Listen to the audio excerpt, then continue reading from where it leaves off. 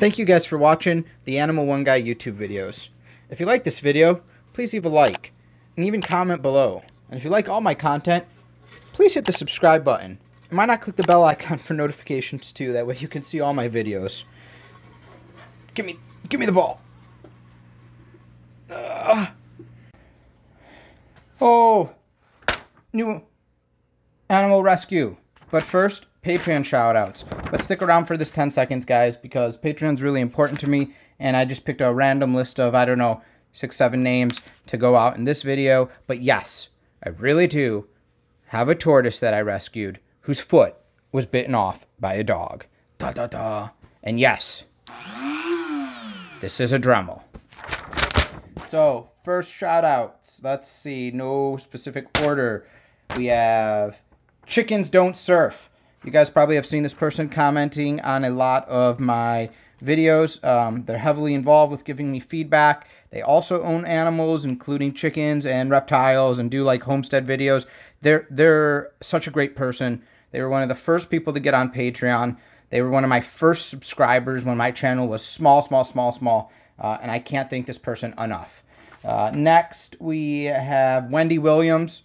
So Wendy, another one of my very first subscribers. She was very active in the comments. I appreciate her so much. 6 whole bacon.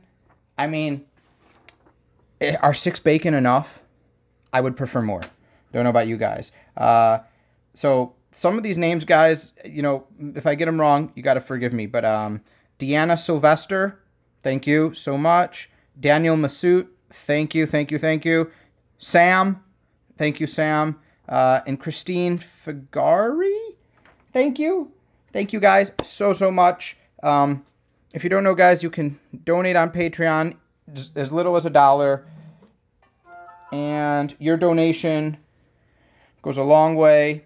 It helps me so much. 100% of their profits go to reptiles, go to rescuing them, go to helping me support them. So just, again, thank you so much. Thank you so much. Now, let's get to the main course. Okay, main course time. Dremmel is gone. We have a estimated to be about 3-year-old Sulcata Tortoise. Here she is. Ah! Wow. So, if you didn't know what was wrong with this tortoise, and I didn't tell you beforehand, and I didn't tell you in the video, you would think this is a perfect tortoise. This was, we think it's a she. It's a little early to tell, but was surrendered from the same person who gave me the Colombian Tegu.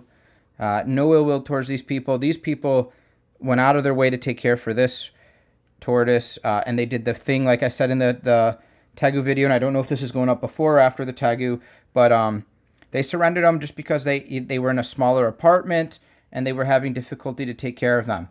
They tried to take premium care, vet appointments, things like that. These were really good people who just had trouble doing it. And, you know, guys, mistakes happen. These people identified that now is not the time in their life to have these reptiles, and they tried their best, and they got these reptiles away while they were still healthy, which is great.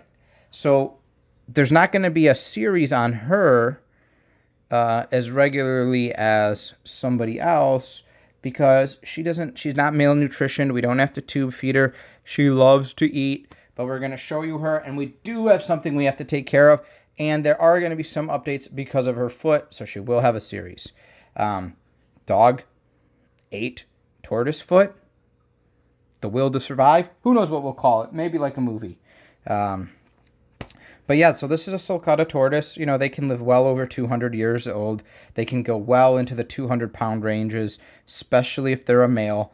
And this tortoise, like I said, is in excellent shape. The shell has, you know, no pyramiding. This is all just normal growth where it's just such minuscule in the pyramids here where the shell grows. So guys, if you didn't know, unlike turtles, that their shell grows, you know, and they shed their skin of their shell and it goes away. Tortoise's shell grows from these middle parts, and sometimes, for a variety of reasons, you'll get what's called pyramiding, where the shell won't grow correctly, and these will just These will just grow up, up, up, up, up, up, up, and be like big, big steeps. And that can be bad humidity, bad food, bad UV, bad water, you know, like bad exercise. The list is on and on and on. In fact, you actually see a lot of tortoises in the wild that are outside have pyramiding.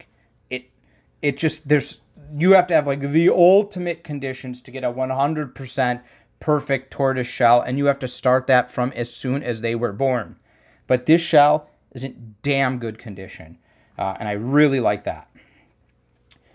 So you're going to notice something when I show you the face. If she's going to play, there we go. Let's move her away. She, her mouth is stained. She, you know, used to eat a lot of green veggies, and they said, the only thing they said, they were having trouble transitioning onto her a hay diet and like a, you know, a grassy diet. So they were giving her, you know, the mixed greens and things you would feed a tortoise, and she just got a stained mouth. Can happen sometimes. And there's no health problem with that. She's a good girl, and that's okay. Now, front foot is perfect. Other front foot is perfect. She's actually really friendly, guys. I pet her all the time. I've had her for 3 days now. But when she's being held, she's a little timid. And that's okay. You know, if someone's like fumbling you around, that's what will happen. This leg is perfect. The problem is, we believe she was, this is how, when they had her, what happened when she was outside. But I was told it was probably a dog. We don't know for sure because the foot was just mostly bitten off. But it also damaged the shell. She was obviously smaller. This was, you know, over a year ago. She's 3 now. She had her foot bitten and mostly bitten off. And this is what we're left with. They did bring her to a vet, and she did get surgery. They had the choice of attempting to save the foot or amputating the foot. And the vet went over with them. You know, the vet did not believe saving the foot was going to happen. And if they attempted to save the foot, and they didn't think it would be successful, the foot would need to be amputated anyways, so they made the decision to amputate. And that was probably the right decision. In terms of limiting her mobility, guys, and standing, she walks around just fine. Just fine. There are 2 problems. One we can take care of today, and we will with the Dremmel, and the other one will be a long-term solution. And I'm going to have to figure something out. But one thing that we really don't have to worry about is the size difference on the feet. Yes, there is a good 1/4 of an inch missing, because you'll see she just has her little bottom claw sticking out there on this foot, whereas here she's got the whole thing. So movement, she walks around my yard, she eats grass, she moves around her pen, she moves dirt, that's fine. The height difference isn't great. Look, she's moving right now. The height difference, I don't think she'll notice. If she ever becomes wobbly, maybe we can figure out some type of prosthetic nub, maybe a peg leg. No, we'd probably do a wheel. But the biggest problem, and it's something you can see, so the shell itself is damaged from where it went in, the bite and everything. So it's made these shoots curve in. And these are, especially this, super sharp. I'll cut my finger on this. And she's already cutting her leg a little bit. When she tucks it in, right here on the knee, see those little wounds and how raw it is there? This is getting caught. You just saw it happen there and cut. Like I said, this is sharp. So what we need to do, this isn't going to cause the tortoise pain.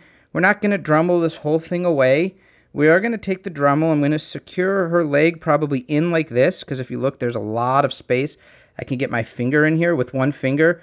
Probably turn her on her side slowly. We don't want to flip her and flip her. And another thing about tortoise, guys, is if you flip these, and you can flip them over, it's okay. It's very important you flip them back the same way you flip them over, so you don't tangle any of their intestines. But we are going to use the Dremmel just on the edge here to get rid of these sharp edges, just so it's smooth. It'll still be here. It'll still hang over. She can still tuck in. We're barely going to take anything off. but it needs to be done. So we're going to get the Dremmel, and I'm going to lower the speed, and you might want to lower your speakers here because this could be loud, and we're going to Dremmel away. You know, in fact, I'm not going to have sound here, or I'm going to lower the sound.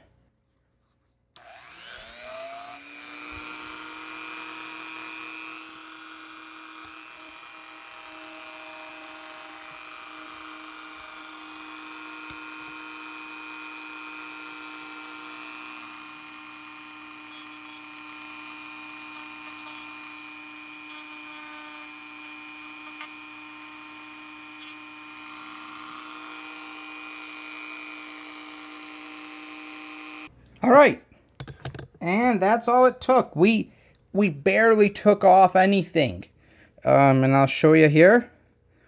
We probably will still get some rubbing, but even before, I was hesitant of touching it with my finger because of how sharp it was. It's just, we got rid of those sharp edges on all of this. She didn't seem to really mind other than she was on her side.